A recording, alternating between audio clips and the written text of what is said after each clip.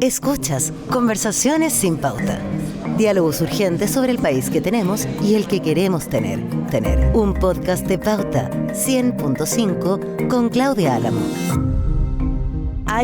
Luego de la elección de Estados Unidos, uno podría decir que hay muchos análisis dando vuelta, y uno de ellos puede ser muy interesante en el sentido de que traslada debates a distintos lugares del mundo. Es decir, qué pasa con las izquierdas, qué pasa con las derechas y cuál es la lectura que están haciendo de esta ciudadanía que a ratos parece malhumorada o a ratos parece no sentirse interpretada. Entonces, trayendo un poco eso a Chile, trayendo las situaciones que están en juego también en nuestro país, quisimos divagar y abordar estas temáticas con María José Naudón, abogada, analista política, y es la decana de la Escuela de Gobierno de la Universidad Adolfo Ibáñez, y tengo el enorme gustazo de traerla aquí en Conversaciones sin Pauta. No, gustazo mío, Claudia, muchísimas gracias. Mucho tema sobre la mesa. Mucho tema sobre la mesa. Y yo sé que tú tienes una mirada ahí sobre las derechas, pero antes de partir por la derecha, yo tengo como el recuerdo de la elección de Estados Unidos, de por qué hay un mundo de la izquierda o del progresismo, por llamarlo así,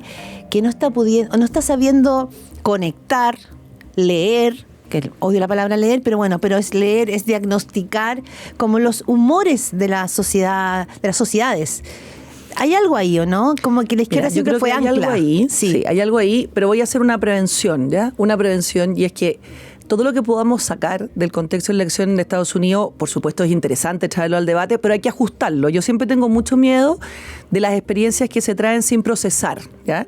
Entre otras cosas, en Chile tenemos elección con voto obligatorio, en Estados Unidos voto voluntario, lo que significa levantar a la gente de su pieza, de su cama, para votar, movilizar, que es muy distinto en el caso del voto obligatorio. Entonces lo que te voy a decir es con ese marco preventivo. Sí. ¿Ya? No, y yo te lo pregunto con ese marco preventivo, solo respecto de una hebra de toda una trama. Exactamente.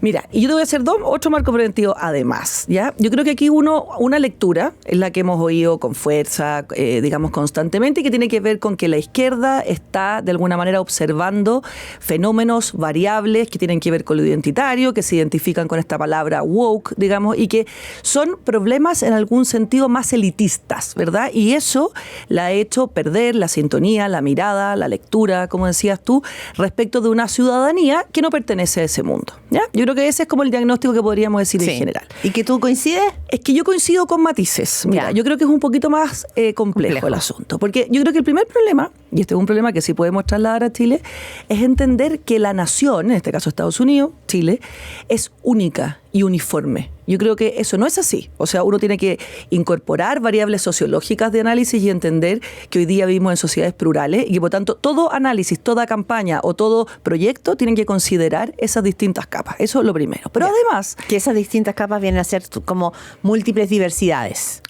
Múltiples, pero más que diversidades, yo diría que múltiples sintonías, más perfecto. Que diversidades. Bien. Ya, porque la palabra diversidades tiene como puede tener otra también. Identitaria también. No, esto yo diría sintonías. Qué terrible, la agenda identitaria como que se lleva un montón de palabras que uno las es que por supuesto, y que además tú tienes que estar como explicándolas constantemente. Sí. Por eso mejor decíamos no usarlas. Vamos con otra. ¿Ya?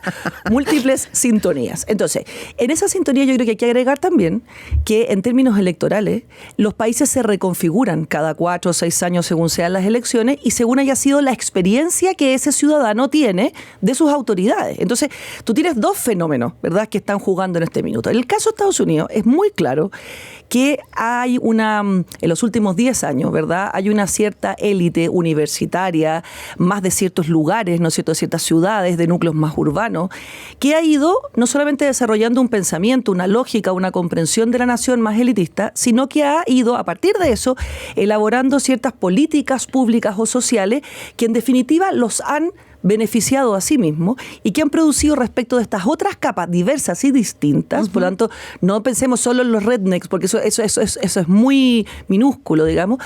No solamente una sensación como de contradicción, sino que más bien una cierta, yo diría, sensación de abandono, una cierta sensación de haber sido invisibles, de ser invisibles.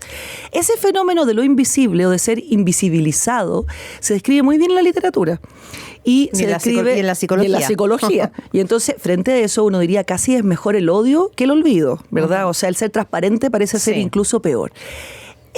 yo creo que esa transparencia, esa sensación de no ser visto, esa sensación de olvido es la que opera, creo yo, hoy día con mucha fuerza generando, en Estados Unidos. por lo tanto, emociones. Generando emociones y yo te diría que certezas. Y la certeza es la siguiente. Yo, mira, voy a tomarle la tesis al profesor Carlos Franco, no es mía, pero me parece que es muy sugerente.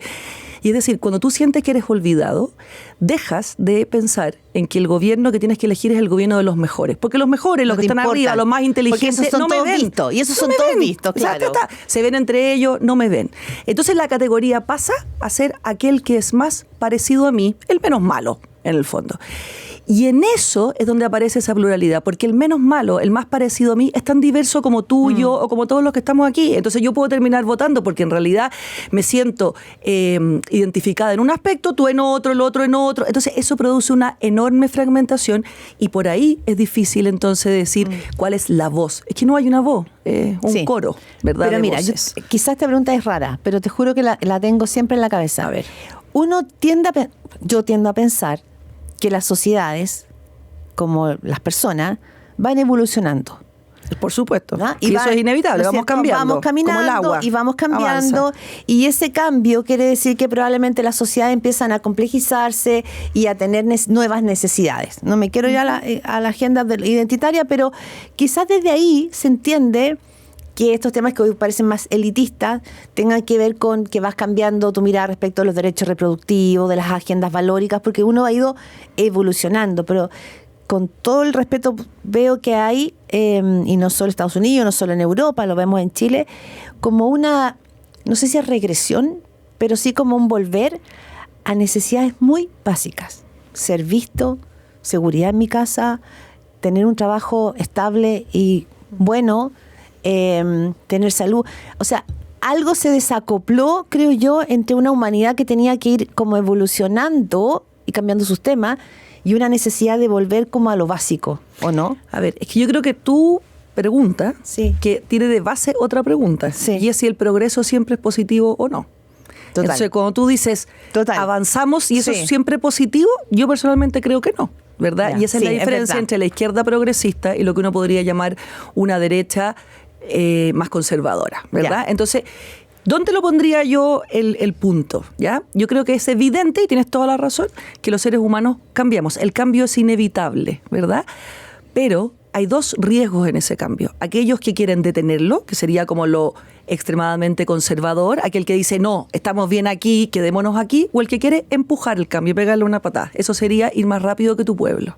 Entonces yo creo que el equilibrio está en cómo tú procesas ese cambio y lo incorporas sin dejar de quién eres, o sea, dejar de ser quien eres. O sea, el equilibrio entre la identidad y el cambio. ¿Qué pasa cuando lo apuramos o cuando creemos que todo cambio es positivo? Aparecen, por ejemplo, estas dificultades entre la agenda identitaria. Porque yo personalmente creo que no todo progreso necesariamente es bueno. No necesariamente. Entonces, cuando hablamos, y yo lo he dicho muchas veces, del retroceso civilizatorio, a mí me parece un concepto que a veces, por supuesto, puede ser muy adecuado, muchas veces me parece que es un profundo error.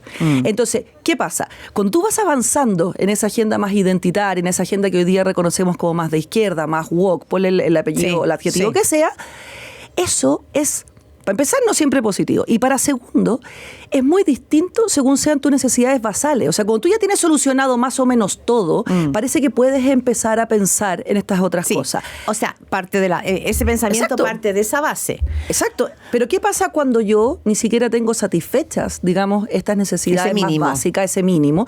E incluso más, te lo digo, cuando siento que ese progreso que todo este grupo considera positivo, a mí me está haciendo la vida más difícil. Entonces, es bien distinto, por ejemplo, unos conceptos más amplios de familia o la desvalorización del matrimonio, cuando tú tienes ciertas condiciones de apoyo y de posibilidades de desarrollar tus proyectos de vida, que cuando realmente ese es el único apoyo que tú tienes firme. Totalmente. Entonces, obviamente, hay una distorsión absoluta en ese sentido. Y retomo entonces la hebra, entonces ahí aparece la invisibilidad que dices tú. Y aparece el populismo.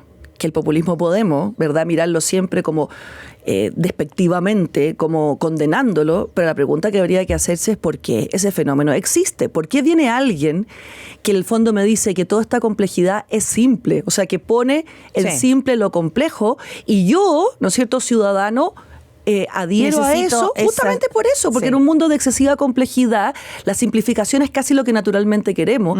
Y cuando más esa simplificación me queda ajena, me queda lejos, me parece que me perjudica, bueno, entonces es natural que yo quiera decir... Basta. Ya, y también me parece que vamos a tener que empezar a precisar lo que hoy día es populismo. Por supuesto que sí. Porque se habla de líderes populistas, de acuerdo, he entrevistado hace poco a Juan Pablo Luna en el diario La Tercera, y hablábamos del populismo, entonces me llama la atención porque el mundo político habla de esto como una amenaza, como algo que va a llegar. Y es algo que ya está. Es algo que está instaladísimo, arraigado y que quizás solo le falta un poco de expresión, o quizás ya está. O sea, yo creo que está, que no sé si le falta expresión, yo creo que la tiene, totalmente. Exacto. Él dice eso. Exacto. Ahora, cuando hablamos de populismo, ¿de qué estamos hablando? Porque es que hablaríamos, si uno le pone cara, de un Milei, de un Bukele, son cosas totalmente distintas y responden a realidades distintas. Yo soy muy abogado para mis cosas y me gusta siempre mucho la clasificación, no me gusta generalizar. Entonces, yo creo que es muy difícil calificar al populismo si uno lo pone en la observación de los temas, ¿ya? Porque todos los temas pueden ser tratados de forma populista o no. Sí. Yo diría que hay una categoría que es la misma, que es simplificar lo que de suyo es complejo. Eso es lo que hace un populista, simplificar lo que de suyo es complejo. Y por tanto, proponer o plantear que él puede hacerse cargo de problemas que sabemos no son tan simples de hacerse cargo. El asunto del populismo es que el populismo conecta con una necesidad, con una aspiración que tiene que ver con la aspiración de la certeza, con la aspiración de dejar de complejizar. A mí me gusta respecto a la elección de Estados Unidos cuando dice conecta con ese pequeño Trump que todos llevamos dentro y que en algún minuto tiene ganas de mandar todo a la punta del cerro. Tiene ganas de decir, ¿saben qué? Basta con esto. Eso nos hace mirar el fenómeno como un fenómeno peligroso, es un fenómeno que pone en crisis la democracia. ¿Por qué es peligroso? ¿Y por qué pone en crisis la democracia? Porque nosotros vemos hoy día en el mundo, ¿verdad?, que hay distintos líderes populistas, pero el riesgo que tiene el populismo es justamente el de simplificar lo que de suyo es complejo y en el fondo va corrompiendo las bases de la democracia, en el sentido que muchas veces esos líderes populistas llegan al poder y desde dentro empiezan a corromper. Entonces hay líderes populistas, muchos en el mundo, que llegaron por 4 años y nos vamos quedando en 12, 14, 18. Y permeando todas las instituciones. Entonces, ¿qué? En aras de lograr eso que el pueblo pide y que él se siente el demiurgo o el intérprete, entonces termina podando instituciones, cambiando las constituciones. Entonces, obviamente, hay ahí un riesgo enorme. Un riesgo que yo jamás lo miraría como un fenómeno simplemente calificado como negativo, que yo creo que lo es, pero es el síntoma de algo mucho más profundo, y que es una ciudadanía que se desconecta con sus autoridades, que no se siente representada, que no siente, digamos, que esa política está a su servicio, que en el fondo se desvincula de esa cosa muy esencial de la democracia, que es la representación. Es decir, yo me siento y te entrego el poder y renuncio a ciertas posibilidades o libertades que tengo en aras a que tú seas yo donde están las instituciones. En Chile eso está en curso. Está en curso en el mundo y en Chile, por supuesto que sí. Claro, en el sentido que la desconexión de las... Pero es que me llama la atención porque a veces tengo la impresión de que el mundo político está negado. Cree que esto, habla de esto como que esto le pasara a otros, como no conscientes de que esto le está pasando a ellos. Es que yo no puedo estar más de acuerdo. Y que siguen en su reproducción de hablar en su burbuja y en su idioma de temas que no están siendo necesarios para la ciudadanía. Mira, es tan cierto lo que tú dices que acaba de pasar en Estados Unidos. O sea, no que pase en Chile, acaba de pasar en Estados Unidos. Si tú pones a Kamala Harris, es la candidata 7 con estrella de todos los predicamentos de la izquierda, desde la raza, el lugar de donde viene, lo que piensa. O sea, si tú la pones en una universidad, si la elección hubiera sido en la universidad, no solamente gana por goleada. Arrasa. Entonces, ese fenómeno que pasa en Estados Unidos también pasa en Chile, evidente que sí, pero ya es tan claro. Por ejemplo, te pongo 2 hitos clarísimos. El 4 de septiembre, el concepto del facho pobre, hay que aprender a no ir más rápido que tu pueblo. ¿Qué es lo que tiene que ver eso? Yo tengo la razón, yo soy el iluminado, yo lo he visto. El problema es que ustedes todavía no lo ven. Y yo, bueno, ya tendré que esperar. Es que yo creo que eso es profundamente incorrecto. Ya. Sí, esa es una parte y que quedó en evidencia en Chile de una manera tan brutal que el propio presidente Boric guardó probablemente su programa original en el cajón y tuvo que acomodar también tuvo que guardarlo. Sus propias expectativas. Claro, exacto. Pero también yo creo que para ser objetivo, la derecha también. Pero por supuesto tiene su burbuja, tiene sus propios lenguajes o sus múltiples burbujas, y tampoco avanza probablemente en visibilizar en resolver temas que requieren acuerdo y requieren ceder. Mira, yo creo que en la derecha, que por supuesto el fenómeno es igual de riesgoso en Chile y en el mundo, el fenómeno es igual y distinto, digamos. Y lo distinto tiene esto. Tiene que decir con que tomando este agotamiento que se genera, digamos, por el lado de la izquierda, yo lo expresaría como de esta manera, que es como la aspiración a una cierta nostalgia restaurativa, a volver a un mundo donde se supone las cosas funcionaban de una manera, funcionaban mejor, funcionaban bien. Yo te prometo que voy a volver a ese mundo, que muchas veces tiene que ver con el orden, con la seguridad. El problema es que ese mundo no es que no se pueda volver, que es evidente, es que nunca existió. Entonces, como tú dices en Chile, por ejemplo, mira, volvamos hasta al mundo que era antes del estallido social, o más aún, al mundo del 2016, es que ese mundo de Bill CPAP no existió nunca. Ese era el mundo donde se estaban incubando los problemas que ya hemos visto. Entonces, tienes una vez más el problema de la identidad y el cambio. Los de la derecha, que su modo expresivo del populismo quizás tiene que ver con esta nostalgia restaurativa, y los otros que quieren ir, digamos, hacia adelante, ¿verdad? Uno que quiere un tren de alta velocidad y que los que están abajo... Y el otro quiere detener el tren. Claro. Entonces, ¿entre medio qué queda? Queda la apreciación, digamos, racional y razonable del cambio, de que somos sociedades diferentes, con expectativas diferentes, la certeza de que en sociedades cada vez más plurales la principal, a lo mejor, tarea de la democracia es la gestión del disenso, y por lo tanto que desde la definición de la identidad, desde quién soy yo, tengo que poder equilibrar hasta dónde puedo cambiar sin dejar de ser yo mismo. Y eso se llama buenos acuerdos, razonables posibilidades de avance y de construir entre todos. Estás escuchando un podcast original de Radio Pauta 100.5. María José Naudón, bueno, estos son conversaciones sin pauta, que partimos en un lado y terminamos en otro. Nada me gusta más que la conversación sin pauta. A mí también. Lo máximo. Sí, que yo lo valoro mucho en Argentina, el divague, que tiene un valor en sí mismo. De todos los temas que hoy día dan vuelta en Chile, más allá de la izquierda y la derecha, que también son parte, pero de esta gran ciudadanía que tú dices invisibilizada, mirando los fenómenos del mundo, ¿qué es lo que a ti más te preocupa hoy respecto de lo que se pueda estar incubando? Ocupo tus palabras respecto del preestallido. Te voy a decir lo que más me preocupa, pero en mi manera de pensar más optimista, más racionalmente optimista, te voy a pensar lo que me desafía a partir de eso. Creo que tenemos el riesgo de estar incubando, si no somos capaces de hacernos cargo de los problemas, digamos, que afectan la vida de las personas, entre ellos la seguridad y el crecimiento, fundamentalmente, como base. Estamos incubando un fenómeno que puede tener cara de populismo o cara de autoritarismo. Nosotros ya vimos la encuesta Academia ayer en que el 81% de la ciudadanía considera positivamente a la figura de Bukele. Hay un alza del 20% de la aprobación o de la apreciación positiva de Donald Trump entre el 16 y el 20, y el 40 y algo por ciento considera que el próximo gobierno debería parecerse al gobierno de Bukele. Entonces eso está ahí, nadie podría, digamos, negarlo. ¿Qué es lo que para mí es el desafío? Yo creo que hoy día los sectores políticos y la derecha en particular hablan de una oportunidad. Yo quiero, a mí, donde quieran oírme, digo lo mismo. Yo voy a cambiar este concepto por una responsabilidad.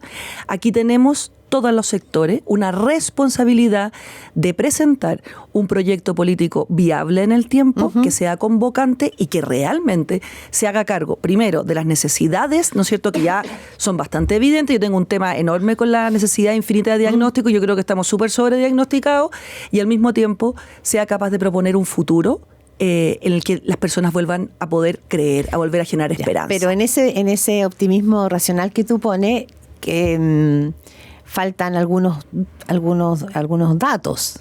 O sea, tú dices, la ciudadanía que quiere, necesita o quiere escuchar cosas simples, que no necesite la traducción, ¿ya? Porque quizás ya está suficientemente agobiada, y cualquier proyecto responsable va a tener que ser complejo. Es que una cosa es la explicación y otra es el contenido. No es la explicación, porque en el fondo lo que hace Donald Trump es decir, mire, no quiere más migrantes, se los voy a sacar a todos. Eso no es posible, y eso no es verdad. Obvio. Pero yo te diría una tríada ganadora. Ya no sé si ganadora, pero una tríada a la que yo apostaría. Yo apostaría a la tríada. Primera palabra, gestión. O sea, nosotros tenemos un gobierno que ha fallado profundamente en la gestión, no solamente en la gestión de la política pública, sino que en la gestión de la crisis, y ha ido generando autogoles permanentes respecto de sí mismo. Entonces, y nosotros vemos las elecciones, por ejemplo, municipales, que por supuesto son diferentes, pero que hay un valor importante en la gestión, ¿verdad? La gestión, es decir, señora y señor, yo voy a gestionar esto bien. ¿Qué significa gestionar esto bien? Me voy a hacer cargo, ¿verdad?, de los problemas de forma eficiente y que, ojo, sí uno puede gestionarlos mejor, sin tanta dificultad. Segunda cosa, transparencia. Es decir, cero corrupción. O sea, aquí vamos a ser transparentes, vamos a gastar bien los recursos, aquí no hay gente que se va a llevarla sin superioridad moral, porque, ojo, la virtud y los defectos, o lo bueno y lo malo, están distribuidos bastante equitativamente. Entonces uno tampoco puede asegurar que nunca jamás te va a pasar. No sé, te va a pasar, ya. No, porque claro. Obvio, transparencia. Después, yo diría, en esa dupla, yo diría algunos proyectos, algunas acciones que sean rápidas y eficientes, que la gente pueda decir, cambió la mano. ¿Para qué? Para coordinarlas con otras que necesariamente requieren mucho más tiempo. Claro. Entonces tú tienes que ir combinando, ¿verdad?, estos dos pedales. Tiempos. Entonces, un gobierno que prometa que va a hacer todo en un tiempo muy corto es una mentira. Un gobierno que juegue a que todo se vea en 5 años plazo está perdido. Sí. Entonces tienes que articular esas dos cosas. Claro, cuando uno rastrea las distintas miradas en la derecha, te encuentras con que al final todos te dicen, mira, lo más importante es que Evelyn Matei, por ejemplo, hoy día la candidata mejor expectada, tenga narrativa, tenga relato, tenga un proyecto que ofrecer que sea sostenible en el tiempo, que sea eficiente y eficaz, que yo creo y convocante.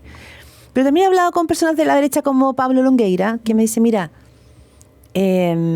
nada de esto sirve si uno no habla y se hace cargo de que acá van a haber cosas impopulares. O sea, tú para hacer un proyecto en serio vas a tener que ser impopular y decir que cosas. Totalmente de acuerdo. Ya, pero ser impopular es también un riesgo. Es que la política es riesgosa. No, sí, estoy de acuerdo. ¿Ya? Y nosotros hemos visto que ser impopular, Milei para mí es en absoluto mi referente.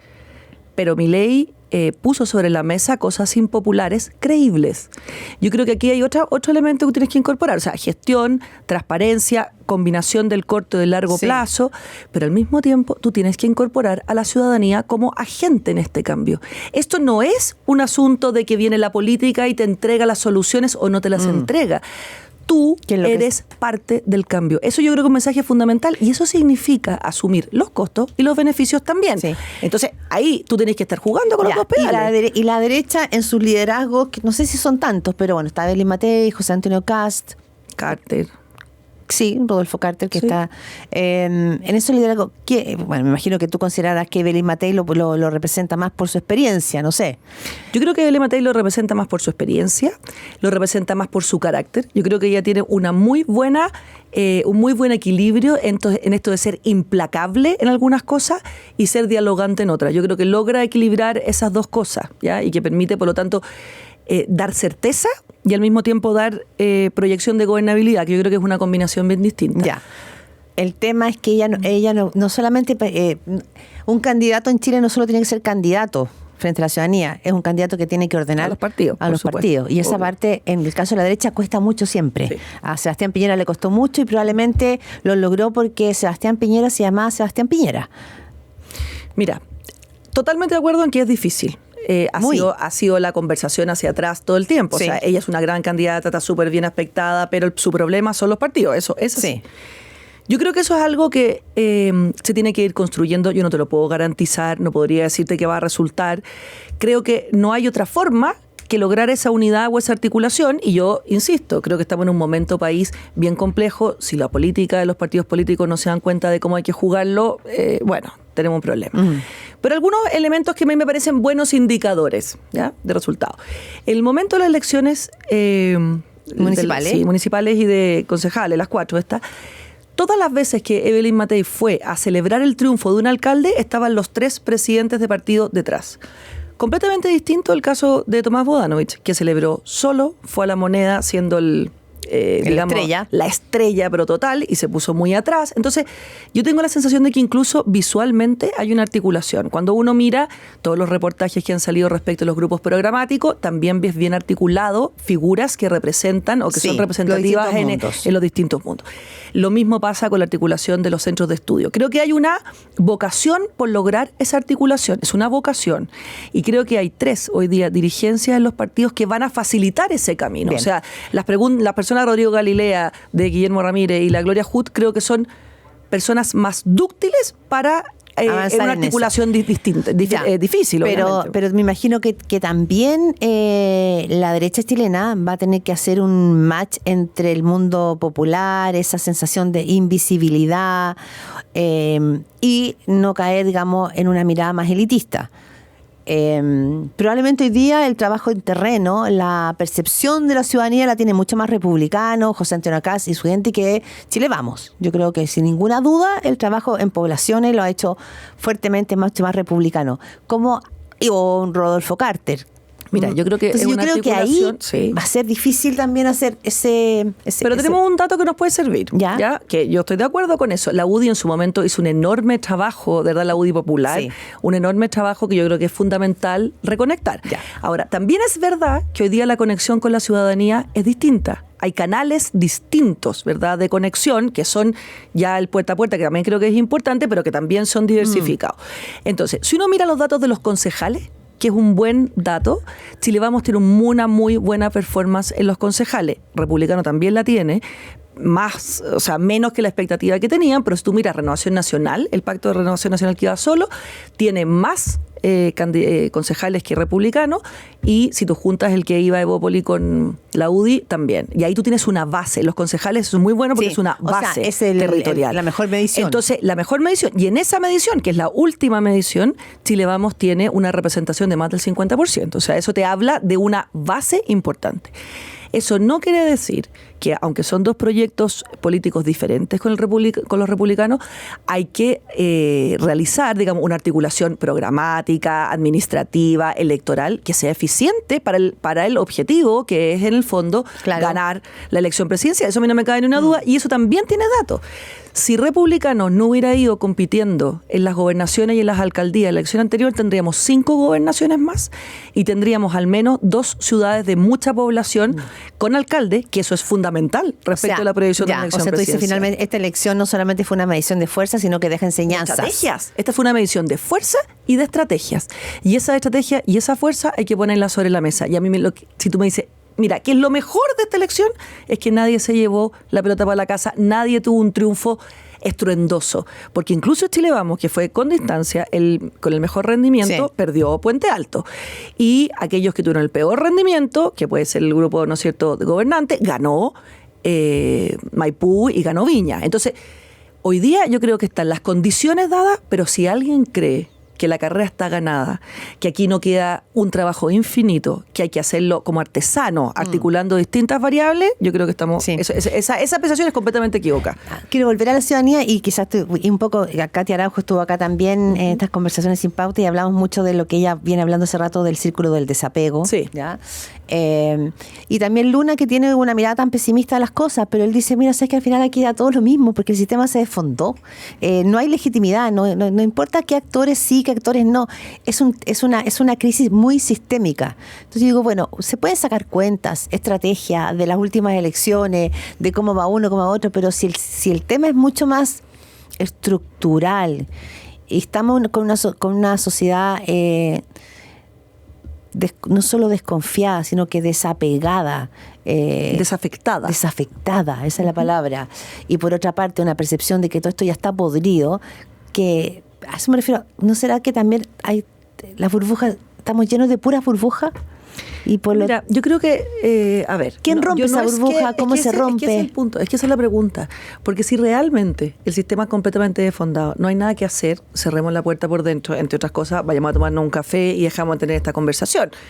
Yo creo que no es malo. No sería malo tampoco, pero yo creo que, a ver, el asunto es difícil. Efectivamente, hemos tenido una merma de la institucionalidad, que es muy compleja en Chile también, que tiene que ver por estos fenómenos sociales de los que estamos hablando, pero también tiene que ver por una validación de la violencia y una desvaloración de las reglas del juego de las instituciones que nosotros vivimos desde el estallido social hacia adelante. O sea, eso me parece que es inevitable. Pero a ver, la política y la democracia y las formas asociativas han ido cambiando, mutando, han tenido enormes crisis. Yo creo que la gente que estaba sentada en el Imperio Romano, si hubiera tenido un micrófono, hubiera dicho lo mismo que estamos diciendo nosotros. Entonces, a ver, los seres humanos somos complejos, somos contradictorios, tenemos momentos de crisis, sí, pero también tenemos posibilidades de construir, ¿ya? Yo no te puedo garantizar el éxito, pero yo no estaría haciendo nada de lo que hago, ni en la universidad, ni en mi familia, ni con mis hijos, ni en política, si no creyera sinceramente que se puede hacer algo. ¿Eso es mágico, es inmediato, está garantizado? No, pero por eso te digo yo, la palabra no es oportunidad, la palabra es responsabilidad. Entonces la pregunta es, ¿qué es lo que responsablemente alguien que aspira a dirigir el país tiene que hacer? Esa es la pregunta. Y yo creo que cuando tú miras, por ejemplo, alcaldías como Maipú, con todas las diferencias que puede tener una elección local, un alcalde, lo que hay ahí, yo no creo que el 70% de la gente de Maipú sea el Frente Amplio. Lo que hay ahí es el reconocimiento a un cambio en la gestión. Lo que hay ahí es un reconocimiento a alguien que me está efectivamente mostrando que las cosas pueden ser diferentes. ¿Esto es difícil? Sí. Crimen organizado, corrupción, juventudes que además están mediadas por la tecnología, por estos patrones. Es difícil, pero es el mundo que nos tocó. Entonces, yo creo que uno sinceramente tiene que elegir cómo vive ese mundo. Yo elijo creyendo que puedo construir algo que será un grano de arena, pero algo será. Y ya vamos a ir cerrando estas conversaciones sin pauta, pero me cambio entonces a la vereda porque tú me has hablado de Tomás Bodanovich en varias oportunidades. Tomás Bodanovich como un ejemplo, porque está como la pero tú podrías pensar en muchas otras alcaldías. Yo creo que él es Claudio Castro son personajes jóvenes que son ejemplos de tomarse la pega muy en serio, de trabajar, como dices tú, en gestión, de ser muy responsables con que la vereda, la gente no se vuelva a caer 500 veces sobre la misma vereda, de tapar el hoyo de la calle y de sacar, no sé, al arco de la plaza de Maipú. Pero una cosa, yo creo que es más que eso. Porque si nosotros solo nos concentramos en la gestión, por eso digo que hay que ir podremos transformar la política en tecnocracia. Y eso es dramático. O sea, la política también tiene un algo de sí, pues exactamente. Entonces, si uno mira las palabras en los lugares donde funcionaron, gestión obviamente es una, seguridad es una, crecimiento es otro, bolsillo, digamos, pero también hay una que se repite mucho, que es empatía, que es entender y poner. La empatía real no es que yo te miro a ti y digo, ay, más o menos entiendo lo que te pasa. No, es que yo soy responsable de ti en cierto sentido. Eso es muy distinto. Es muy distinto decirle a alguien, mira, es que yo te entiendo desde mi lugar, a que yo estoy comprometido contigo. Esa es la clave, yo creo, hoy día política desde donde uno puede construir. Ya, y tú a Tomás Bodanovich lo ves muy lejos de lo que ha sido el Frente Amplio en su gestión de gobierno. Lejísimo. ¿Por qué? Lejísimo. Porque viene de ahí. Sí. Yo creo que Tomás Bodanovich, y podríamos decir lo mismo con Ripamonti en Viña, son los dos triunfadores de la alianza de gobierno, pero hay que hacerle una nota al pie a los dos, que son lejos lo menos frente amplista, uno, y la otra supo poner la crítica en el gobierno total. Entonces tú estás diciendo, sí, son dos grandes triunfos, pero son grandes triunfos que hay que leerlos con bastante beneficio inventario. En el caso de Tomás Bodanovich yo creo que realmente ha tenido una capacidad de percibir el pulso ciudadano y por lo tanto se ha hecho cargo de cambiar a lo mejor sus propias convicciones. La más clara es pedir, por ejemplo, que los militares entren, ¿no es cierto?, y ayuden al orden público. Se ha dado cuenta de eso. Yo creo que eso está probado y se nota y tiene ese reconocimiento en la ciudadanía. El caso de Ripamonti, lo que hizo fue de forma muy eficiente decir, mira, este problema es suyo y no es mío. Entonces, yo no leería esos dos triunfos como un éxito del Frente Amplio o de esa coalición de testear la ciudadanía, para nada. Pero sí hay ahí claves de qué es lo que uno tiene que traer hacia sí y qué es lo que uno tiene que sacar. Clave es que el Frente Amplio tendrá que ver y evaluar. Todos tendrán que ver y evaluar, no solamente el Frente Amplio. Bien. María José Naudón, decana de la Escuela de Gobierno de la Universidad Adolfo Ibáñez, abogada y analista política, muchísimas gracias, un gustazo. De nada, un gustazo a ti también. Muchas gracias. Gracias. Esto fue Conversaciones sin Pauta. Diálogos urgentes sobre el país que tenemos y el que queremos tener. Con Claudia Álamo.